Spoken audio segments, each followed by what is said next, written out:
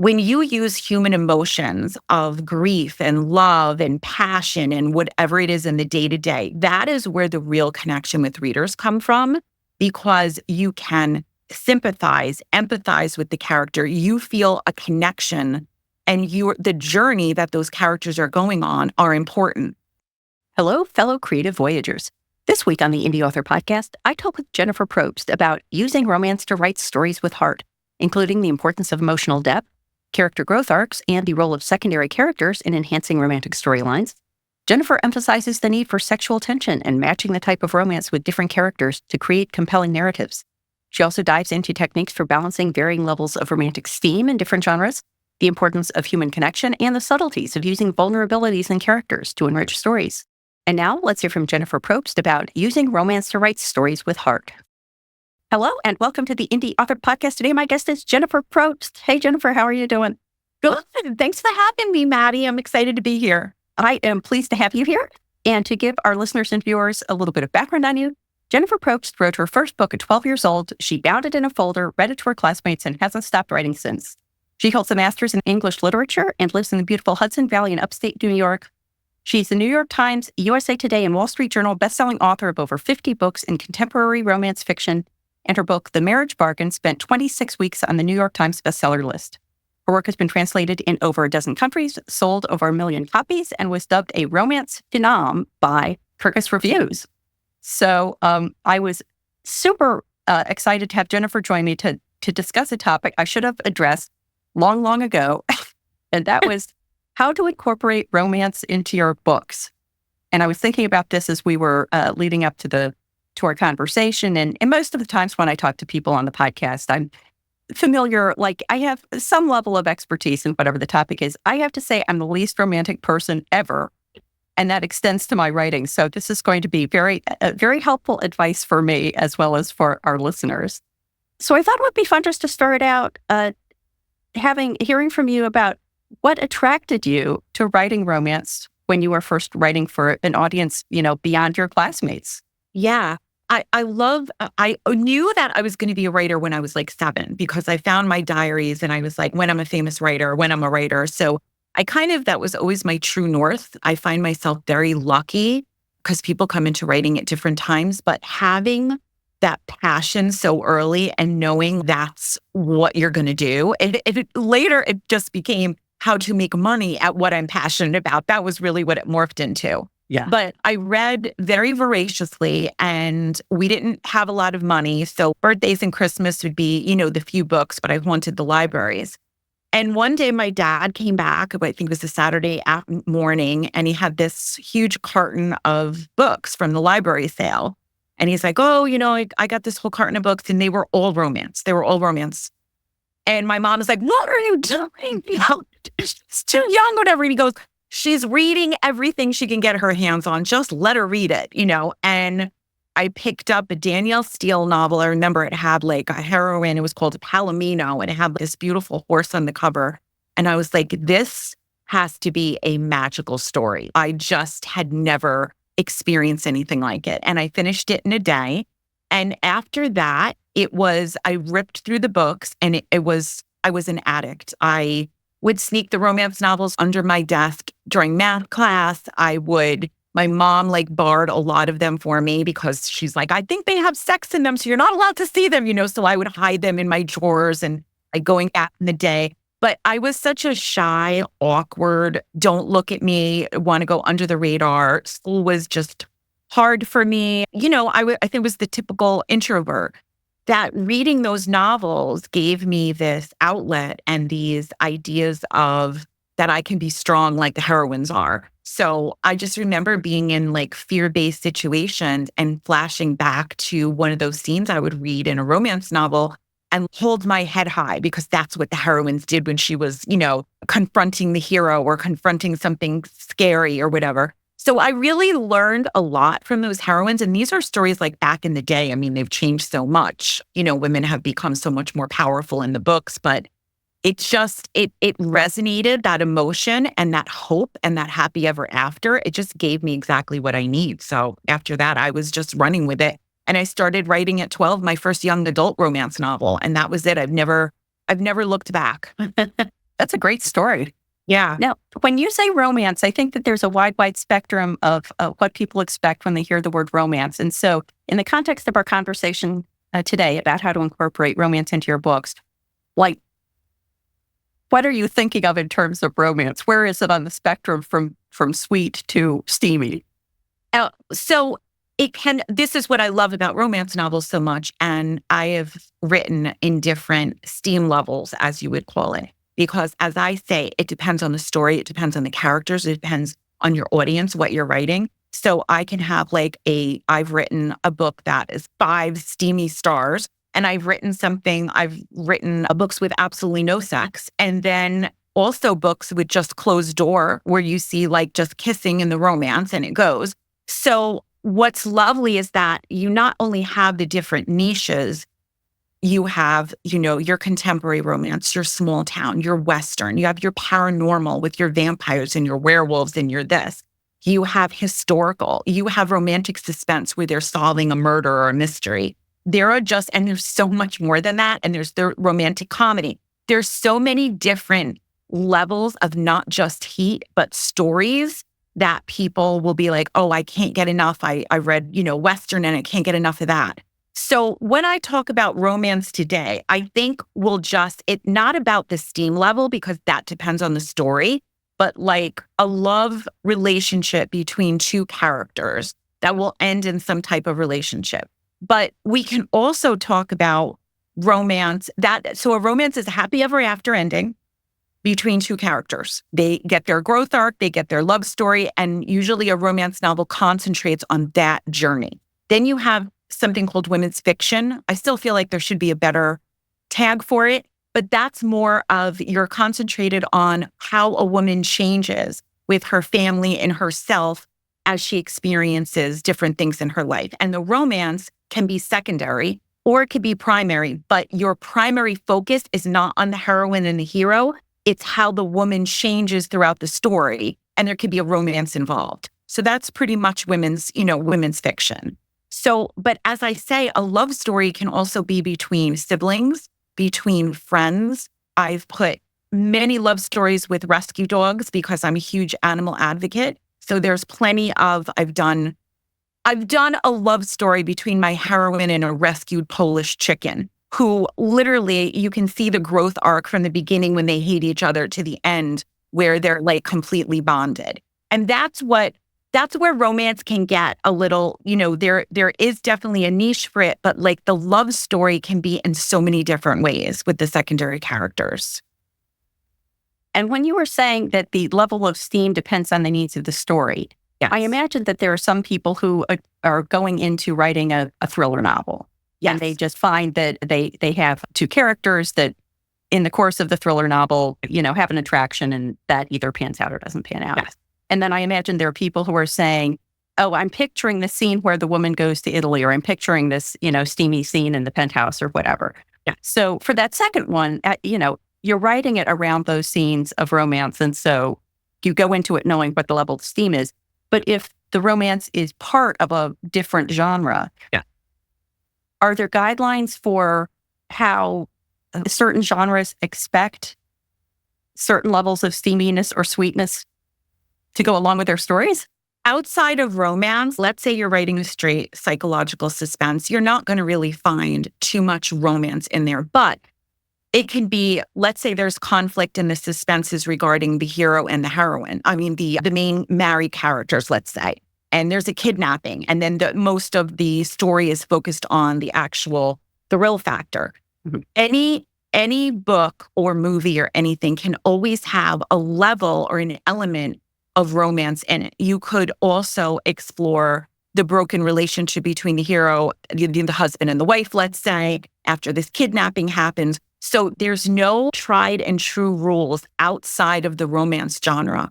I think that's why I say it really matters on the story. But I think most people, I read tons of psychological suspense, and maybe there'll be a lower romance between the characters, but I don't rarely read sex in a thriller or a psycho. Not that it can't be there if it kind of goes with the story, but it is certainly not the focus. And a romance is truly a focus of the love story.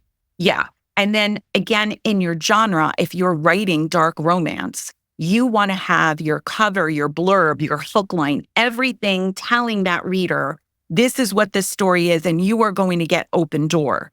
And then if you have a sweeter cover or a holiday thing and you say, you've got sweet in there, you're kind of like guiding your reader towards that. So there's expectations that are very important to a reader.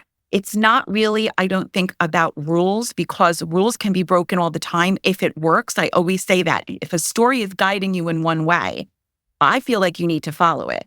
And if you go, I'm a little confusing because a lot of people use pen names, which I totally respect, about, okay, I'm going to do, maybe thriller here and romance here. So they kind of separate their audiences. I have not.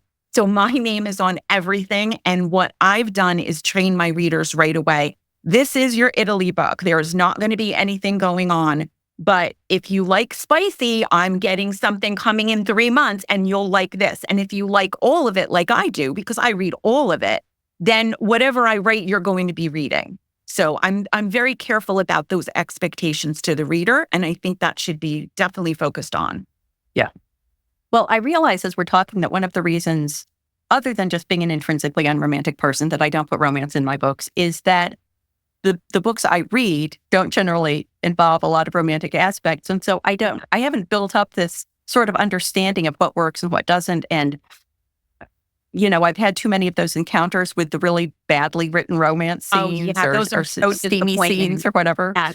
Yeah. And so if you're not reading in order to understand what the best practice, learning from the masters, then it's more problematic. So you had graciously provided some topics, some guidelines for how people can maybe do this more effectively. And one of them was using emotion. So talk a little bit about how using emotion is important in inserting romance into your books. Yeah, I think emotion is one. Characters and emotion is one of the most important things in a story, because again, you have to get the characters to a level of humanness that we can all connect with. Because we all love to look to celebrities and see something that's outside of ourselves, but when you use human emotions of grief and love and passion and whatever it is in the day-to-day, that is where the real connection with readers come from, because you can sympathize, empathize with the character. You feel a connection, and the journey that those characters are going on are important. And that's why I think it's even much more important than plot. I love a great plot that with twists and turns, but if I don't care about my characters, then I'm not going to really care about the plot line of what's happening to them. And to care about the characters, you need to imbibe emotion into your scenes.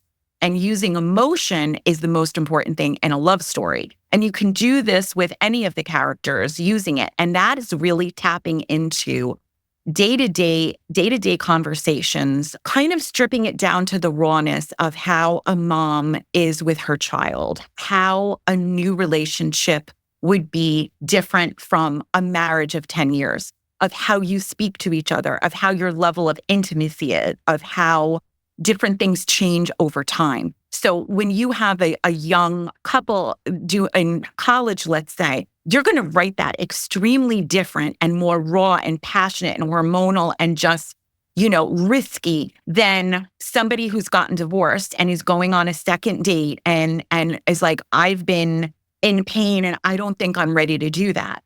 So connecting with the character's emotion and where they are, I think is really, really important. And then you build the conflict from that, because if this second chance love story, your stakes are high and this woman has been battered and afraid to open her heart again, then you want to introduce all the things that will scare her even more. So she has to go through those conflict and you're with her and you're being bonded to her.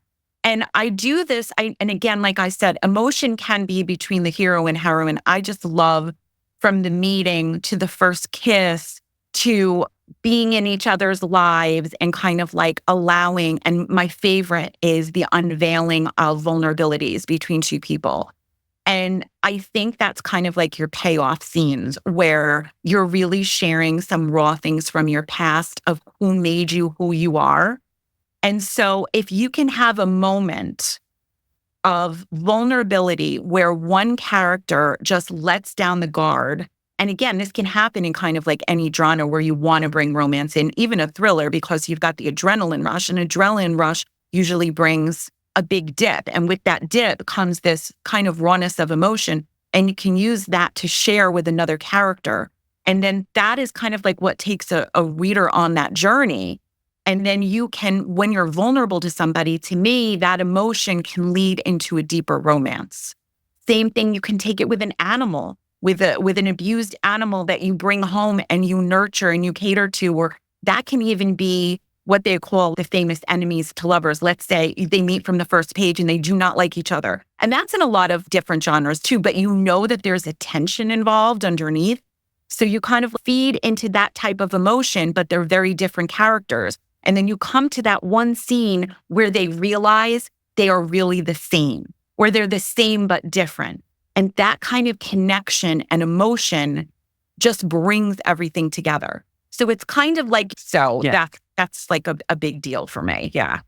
It sounds like you have the master's degree in English literature, but it sounds like just as important to have exposure into psychology, because a lot of what you're talking about here sounds like sort of foundational or more sophisticated psychological concepts that people can be tapping into. Yeah, definitely. I just say, like, just open yourself up a little more to the world around you. And I'm the biggest eavesdropper of conversations ever. I've been known to go to literally, I went to a diner once with my husband, and there was a couple behind me having a fight, and they were going, should we break up? Should we not? And I was not going to move until I found out what happened. And I told my husband, order more coffee, order dessert. This is because when you're paying attention and you tap yourself into more of the human experience, I just find so much more comes back to the page. Yeah. And that's harder to teach in a class or a master class. That is really being brave enough to kind of connect with everything around and paying attention to all of the levels of relationships around you. Yeah. Yeah. But if people are intrigued by this idea of including the emotion, do you have guidelines for when maybe it's too much, like when more is more and when subtlety is more effective? Yeah, well, again, you've got to know your character's personality. I have had characters where mostly men, because that's very important. Men and women think differently, are differently. It's not a cliche. There's cliches for a reason, but usually, and believe me, I love writing a character where I flip it too. But usually a woman is more in touch with, it's like a guy comes home and says, oh yeah, so-and-so broke up with so-and-so. And you're like, oh my God, did this happen? Did this happen? Did this happen? And the guy goes, I don't know. I didn't ask him. Like it doesn't, only the facts kind of matter. So what I do is I've been known to, when I'm doing a deep, raw dive into my characters, like I wrote a series with 3 brothers and they find out this absolutely horrific secret that like rocks their lives. And if I was writing 3 sisters that discovered it, there would be more drama and tears and anger and different types of maybe fighting. The brothers sit down in silence and they drink whiskey and they sit in it and they sit in that torment or whatever. And when they talk to each other, it's simple, but the emotion is underneath. So it's very important to kind of like see, how does this character act when he needs to share, something big or something big happens in his life? We all react differently, right? Grief is different for different people. So again, your characters are not the same. That's what makes them jump off the page. And if you write 2 of them the same, you're going to have a flatter type of book. Yeah. I didn't prep you for this kind of question, but I was really intrigued by the revealing of vulnerabilities and the power that can bring. Can you think of any movie examples? Because I think usually more people are familiar with movie examples than book examples. Any movie examples where you feel like that handling of the revealing of vulnerabilities was especially well handled? I mean, if we go back to even the Bridges of Madison County, there's 2 scenes in the kitchen that have so much emotional impact. And one is surface. And that is in the beginning when she's in Iowa and she's a farm wife and her entire life is taking care of her family, and it's her life is very flat and it's dependable, but it's boring. She's got her 2 kids, she's got the dog, she's got this. And so you see this scene where she's cooking dinner and, her children are coming in and the husband is coming in and she's got this beautiful music like playing on the back, and they come in, they change the radio station to what they want. And she's serving them dinner. And it is this beautiful display of emotion that shows everybody's roles. Hers as a woman who wants to be seen, right? But her as this role that she is in just this partner to her family. So her family can move forward, but she stays back and takes care of them. And my son is actually a film student, and he was shown this scene in the film. And that scene has always affected me because I couldn't understand why I just related to it being a woman, like this feeling of giving so much to like the people around you, right? Now they use the same scene in Bridges of Madison County when her lover is coming and she's deciding, I fell in love with this man for 4 days that she's known him.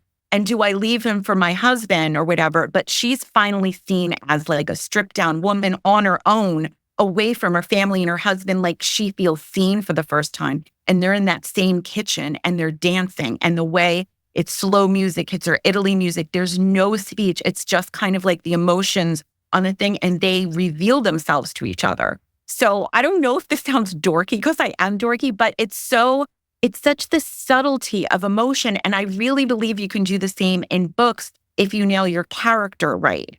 So that's one example. And I'm sure there's another. I mean, look at The Notebook. What about The Notebook when he takes her on the boat, right? And then it's raining, the thunderstorm. I know everybody knows that. And she said, you didn't, write to me. And he said, and they start really unveiling their truth that it's always been them. They've tried to forget each other, but everything brings them back. Mm-hmm. And that's usually sometimes not a happy moment because she's engaged to somebody else. He's moved on with his life. So sometimes those raw moments are not very happy that you admit you love each other because of a conflict or something like that. Did that help at all? Yeah, okay. Those are great examples. Okay. Thank you. Okay. So I could keep using emotion for a long time, but I don't, I can't ask you to do the 7-hour podcast interview. So I'm going to move on to item number 2, which was using secondary characters. How can people use secondary characters in order to incorporate romance? That is, I think, the easiest way to do it, because you can literally put in the older couple that doesn't get the focus sometimes in romance, because romance couples are, not that there aren't older couples, but, depending, but like, it's so fun to have like, I love putting in surprise secondary characters that all of a sudden I didn't plan for it to be, but they become so important in the book. All my readers start emailing me, I want his story, I want her. And I'm like, no, I wasn't going to do that, But then they become part of the town or part of the thing. So plotting a secondary character, you want to make them stand out in a different way than the heroine or the hero. So kind of like shocking, or like the really grumpy. I did once the terrible grumpy old neighbor that the tree was overhanging for my heroine's thing, and she hired a construction person to take it down, and she was nasty and she was this. But then the heroine's grandfather kind of put her in her place, and I did this secondary romance with this really bad neighbor character that I didn't think was going to go anywhere. But it was a challenge for me because, again, once you go through the crusty exterior and you start like seeing what another secondary character can do, they can they can be a humorous release for people. They can be that romance that you can't really do, like maybe in your with your main hero and heroine. Again, secondary characters, I use animals all the time as secondary characters, rescue animals that become these bigger. I love doing, one of my favorite things, and it never gets old for my readers or me, is when the grumpy hero comes in, or it can even be a heroine, doesn't like animals. They like the cat or the dog rescue. They have this like rivalry relationship. And then you see them soften, and at the end, they have this bond. It's so beautiful. It's so human. So secondary characters to me is where you have fun, where you're like, even if suspense or something, you've got heaviness going on here, grab a secondary character to like have some quirkiness or some fun or lighten things up a little bit. Same thing if you have a rom-com, you can have like maybe something a little more serious going on with like a friend, like a best friend, a sibling. They can come from the small town that you create from the cafe bakery owner. And all of a sudden, what if you're writing something and the cafe bakery owner is having a rivalry with the other pastry owner or whatever? And then you're having fun with it. And before you know it, readers are like, what's happening with them? Like, can we have their story? So again, write for surprises. Those are like such a great way to put like all sorts of different love stories and romance in there. I like that aspect of the relationship with the animal, because I think that it's it's pure in a way that the grumpy old man has been burned by humanity, and that's why he's grumpy, and he always expects the worst from people. But it's almost like you're seeing the pure person without the real or perceived influences of their fellow humans when they have that kind of relationship with an animal. Yeah. That's a trick. Animals and children is such a good way to get those really harder to reach characters. I've written heroes or heroines even, some heroines that they're tough. They're tough to kind of dig in and really connect with. And I'm trying to kind of, find out what's going on. And I put an animal or a child in there and I see the way that they react, or I can kind of like lead them. That's like a trick that I do to kind of like open them up a little bit. Yeah, that's great. Yeah. So I'm going to move on to number 3, which was using the art of sensual tension. Yes. Talk about that a little bit. Yes. Tension it's one of my favorite things in a romance. It can go in any kind of, they call in romance, they're heavy on tropes. So we were talking about the friends to lovers, let's say. Who doesn't love that? They were best friends in high school. They went different ways. It just never worked out. They come back into each other's lives. Maybe one's a single mom. So there's a child involved. And then what you can do is you can seed this fantastic tension between them. The will they or they won't they? And I can go back to we'll go back to Cheers. Will Sam and Diane, will they or they will? Moonlighting. All of the other, there's so many, even in today, where people are watching those TV series every single week just to see, are they gonna, you know what I mean? Or are they gonna kiss? There's so many, from sitcoms to dramas. And so basically, that's really what it is in a romance. It's wrapping it up. And I love to drag that out because that tension is also a way to kind of like keep the pages turning. The same thing with a forced proximity. I have to marry you because of this, and we're going to make this deal. One of my favorite things, because they're forced together and they're two opposites attract. So they go from maybe arguing and having different viewpoints to sharing a life together, where maybe like over dinner, there's this bond. And then you bring the sexual tension in, and you have the physical with the emotional. So you've got this mixed bag of constantly back and forth. And readers love that. I mean, you can go through an entire book with sexual tension. I've read them with just a kiss. They have not even kissed. It doesn't have to be about sex. It's about that play. And then also banter. Sexual tension is actually banter. You know, those loaded back and forth. Remember with Sam and Diane? And then, I'm such a dinosaur, but and they're screaming at each other back and forth and then kiss me, and you feel like it's steaming out of your body. That's one of my favorite things to do. So I do a heavy dialogue banter back and forth with a lot of loaded sexual tension. That's a fun way to kind of like introduce romance and stuff in there. I actually wrote down moonlighting because I think that was one of those ones where when they got together at whatever point, it sort of lost some of the fun because I think people watched it for that banter and for the tension, not necessarily for the culmination of that.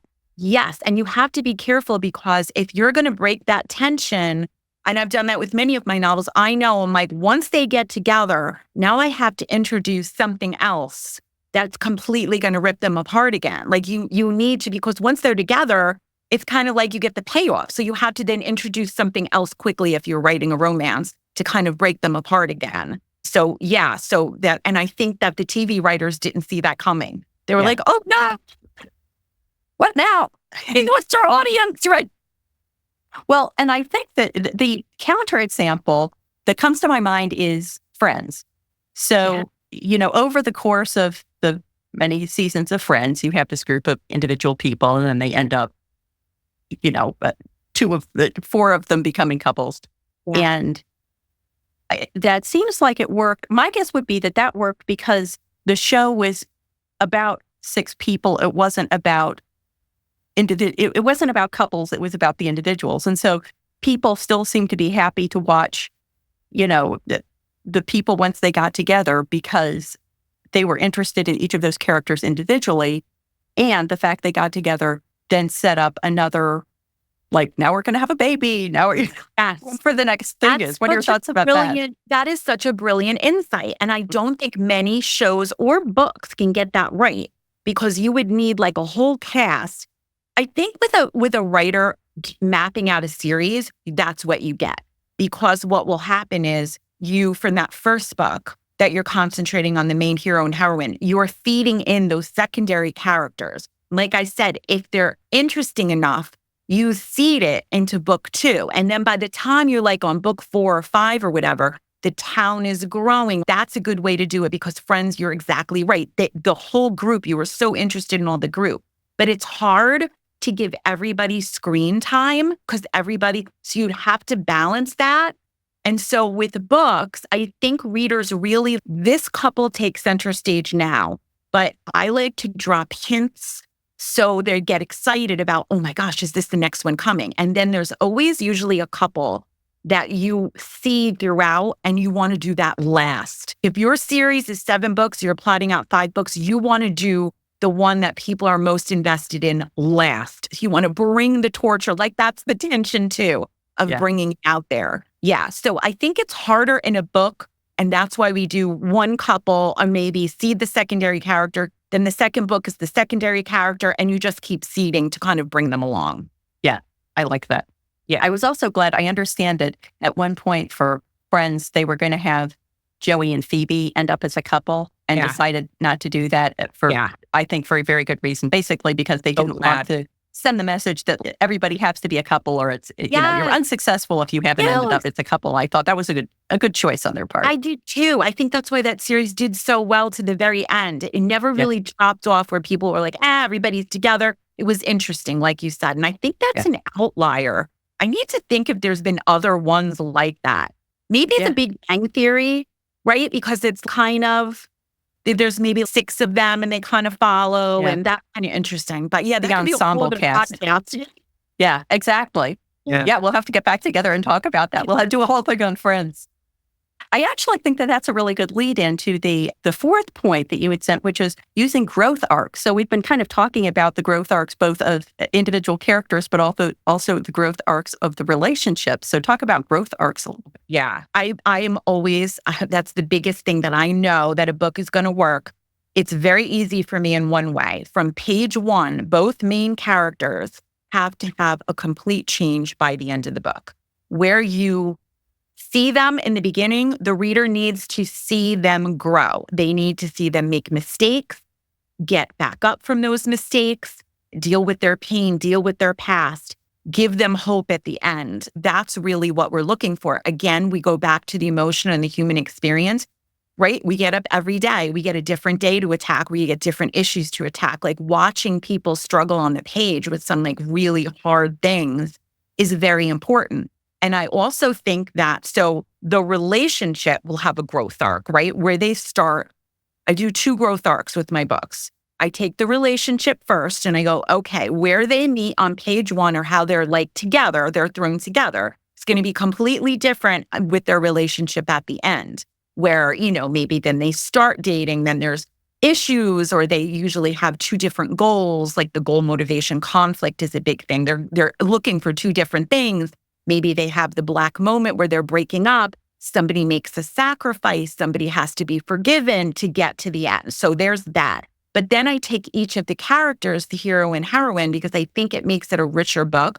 And I say, how are they individually outside of the relationship going to change? So I do individual growth arcs. And that's usually about coming to terms with their past, coming to terms with a bad relationship, how they did things in the past, their fears, anything that can move them forward. So by the end, you're not even realizing it, but you feel very full because both characters have changed plus the relationship has. Yeah, this would make more sense if I could think of the example. Maybe as I'm saying this, you'll be able to think of a book or movie example to share. But I remember talking in a book club about a story where the couple gets together at the end, and they get together as a result of the woman having changed her perspective on what's going on, with no apparent change on the part of the other character. And so it felt unsatisfying. And it wasn't until we started talking about and saying, well, you know, what about it is unsatisfying, that we realized that it was that the one character sort of stayed consistent through the whole story, and it was the other character who had to change in order to make that relationship work. And it was like, I don't know, that feels a little bit creepy. And that is brilliant that you were able to kind of navigate that. You know what I mean? Like, that's what I love book clubs for, because you can kind of, because again, sometimes you read and you're not really pulling out. You're just like, especially readers like, I don't know, I liked it, but it didn't have maybe this or there's something. And then navigating that, I think the payoff is that both characters change. Even if the heroine is the same, the big main character, I just feel like something else has to change. Somebody else has to change. Even if the parent, even if, you know what I mean? More people have to change at the end. So you get that payoff. Yeah. Yeah. Yeah. Yeah. Cause that sounds so interesting. And I bet I would have felt a little the same way because it kind of feels like it's not fair. It's like she did all this changing and perspective, but what about you? Because the most beautiful of relationships, one doesn't have to it doesn't have to be 100% change. It could be a 5% change for the other person maybe, but we got to see something. Yeah, it's sort of a double-edged sword because I think if one person's doing all the changing, then it suggests that they're in a more subservient position because they're changing for the other person. Yeah. But it also makes the person who's not changing seem more shallow and therefore, I think it's bad for two reasons.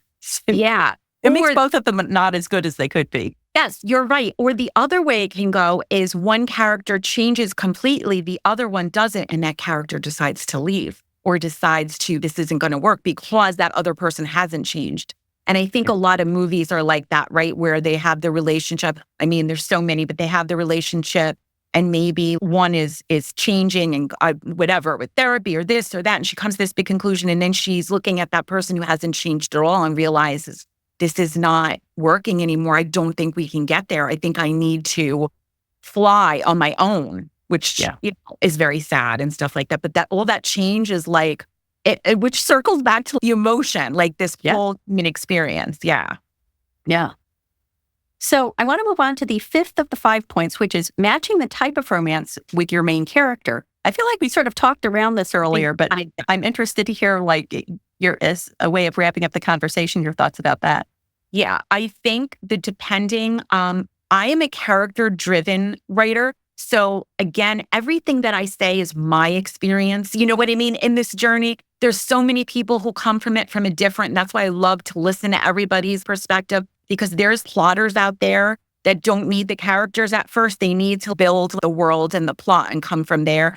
My thing is I kind of have a rougher outline and then my characters are leading me, through. And so what I'll do is when I don't ever say, oh, this is going to be a steamy this and this kind of romance. It's the characters. Like if somebody, let's say I write about the edgier types of males with bad past, younger men, rougher around the edges, maybe a little bit rougher language, like all of that edge, that real bad boy, like the rock star, the motorcyclist, that kind of thing. I will find that's a different romance. And that's maybe usually I tend to write that a little more graphically, a little bit more edgier. That's the type of romance. But if I'm maybe writing something like a holiday story or something, and she's a baker and he's the Christmas Grinch or whatever, it's like the characters are already kind of like pulling me through. Like this is a quieter story. This is about other things, and the romance or the sexual stuff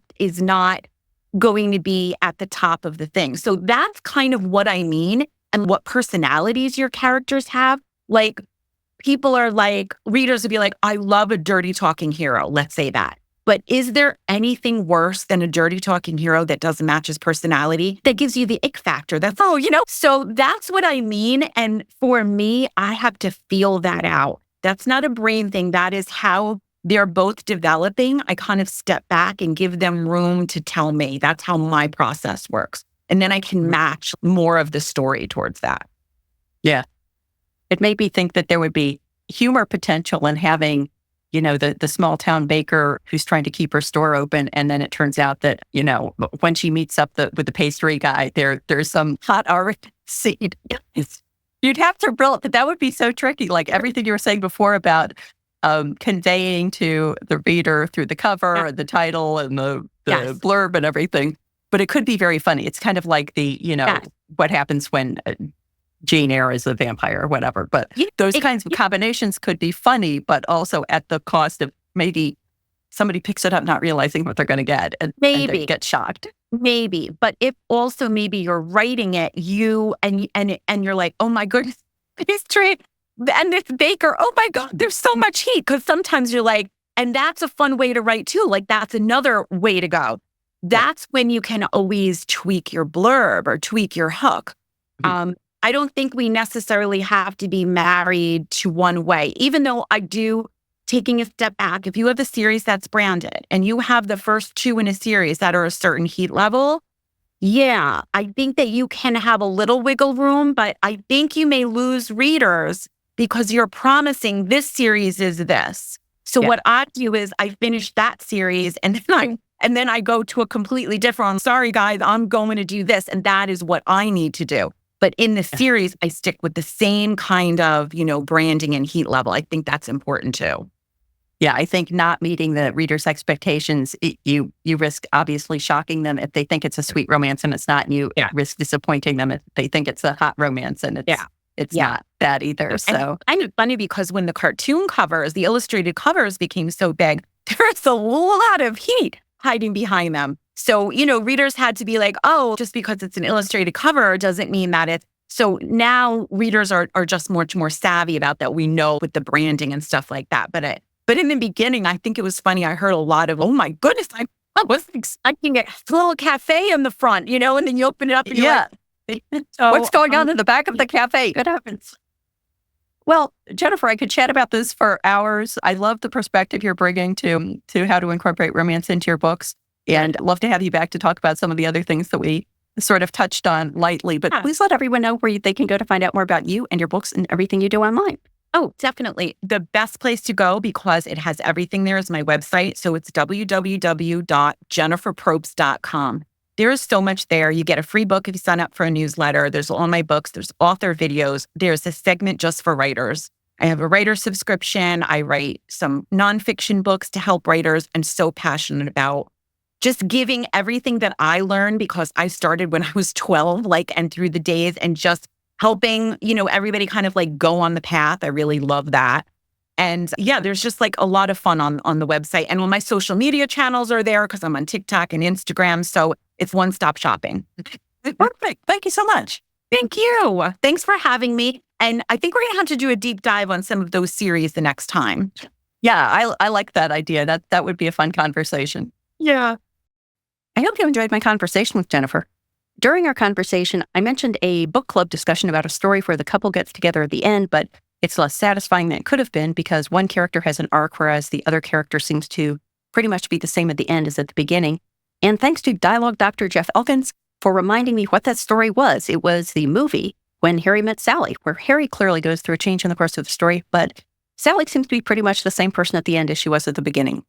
If you've seen When Harry Met Sally, do you agree with my assessment? I would love to hear your thoughts. Just leave a comment on YouTube. And if you got value from this episode and were thinking, I wish I could buy Matty a cup of coffee, you can do that. Scroll to the bottom of any page at theindyauthor.com and click Buy Me a Coffee. Until next time, here's wishing you favorable winds and smooth sailing on your creative voyage.